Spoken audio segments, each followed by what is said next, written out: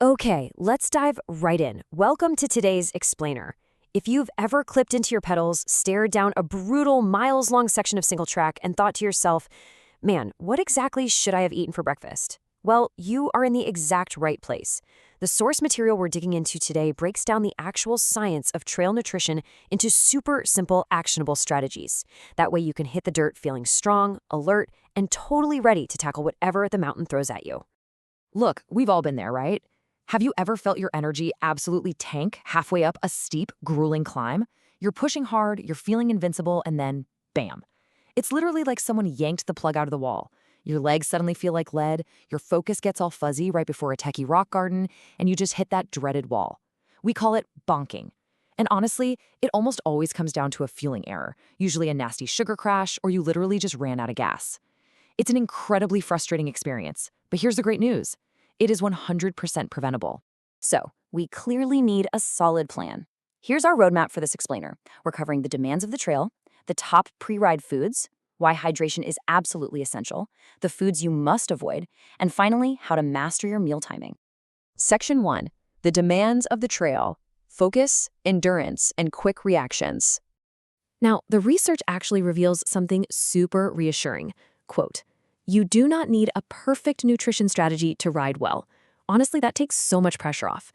You don't need a PhD in sports nutrition to perform at your peak, and you definitely don't need to be weighing every single grain of rice you cook. What we actually see is that just a few smart, incredibly simple food choices go a really long way." Moving right along to Section 2, top pre-ride foods, fueling the engine. Okay, think of your body as a high-performance engine. The food you eat, that's the specific grade of fuel you're putting in the tank. If you put cheap, low-grade fuel in a sports car, it's gonna sputter, right? Same exact thing goes for your body out on the mountain. When it comes to fueling up, we've got two main players here. First, you have quick energy. We're talking bananas, energy bars. These are highly portable, super easy to digest, and they deliver quick carbs. Bananas are actually fantastic because they're packed with potassium, which actively helps keep your muscles firing.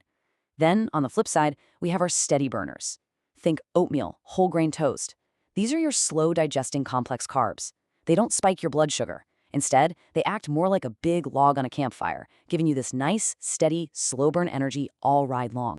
So, how do we actually put this together?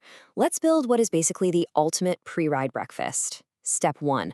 You start with a base of oatmeal. There's your slow-digesting, steady-burn carbs. Step 2, toss in some banana slices to get that quick energy hit and the potassium. And step 3, this is the secret weapon, guys, a big spoonful of peanut butter. Peanut butter gives you healthy fats and a little hit of protein, which keeps you feeling full and energized, but you don't have to eat some massive, heavy meal to get there. Together, these three things just create this perfect synergy of quick energy, slow burn endurance, and deep satiation. Now, if you're not an oatmeal person, no worries. Eggs or yogurt with fruit pack an awesome carb and protein punch for those lighter morning rides. Eggs and toast is a classic for a reason. You get high-quality protein for recovery and keeps you full for longer. Greek yogurt is also great because it's super light on the stomach. But say you're prepping for an absolutely massive day out in the saddle, maybe a brutal endurance race or a multi-day bikepacking trip. That's when you need your long-haul fuel. Things like rice and pasta. Those are the heavy hitters you need to completely top off those energy stores. All right, Section 3, hydration is essential. Don't let your engine run dry. Because listen, food is really only half the battle here. Dehydration will completely tank your energy and focus faster than you'd think. The golden rules here are pretty straightforward. Number 1, drink water consistently before you even start pedaling. Number 2, and this is massive, do not wait until you feel thirsty. If you're thirsty, you're already behind the 8 ball. And number 3, if you're out on a long or super hot ride, you've got to use electrolytes to replace what you're sweating out. Nailing your hydration doesn't just stop cramps, it literally supports your endurance, your physical coordination over tricky lines, and your post-ride recovery. Which brings us to Section 4, foods you must avoid. What stalls the engine?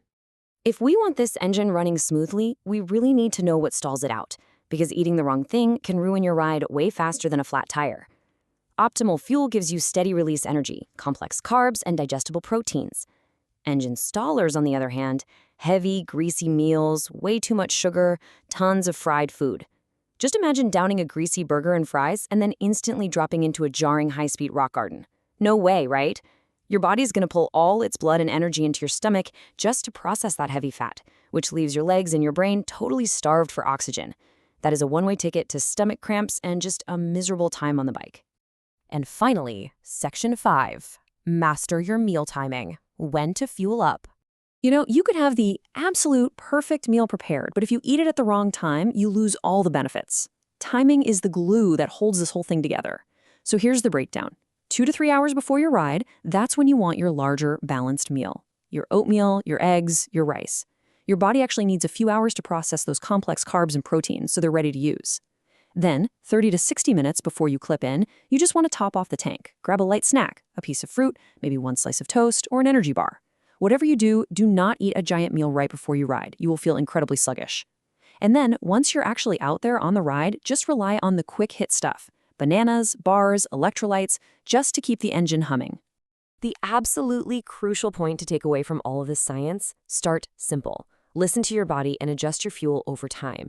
Everyone's gut is slightly different, Maybe you feel like a rocket on whole wheat bagels, or maybe you do way better with just yogurt and berries. Seriously, don't overcomplicate it from day one.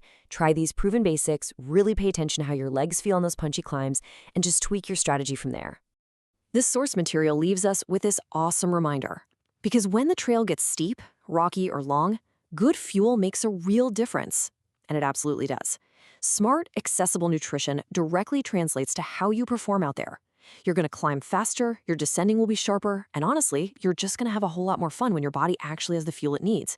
Which brings us to our final question for you to chew on. Next time you hit the trail, what is going to be powering your ride? Are you going to be running on an engine staller, or are you fueling up with premium, steady burning power? Something to think about before your next weekend ride. Thanks so much for hanging out with me on this explainer, and I'll catch you on the next one.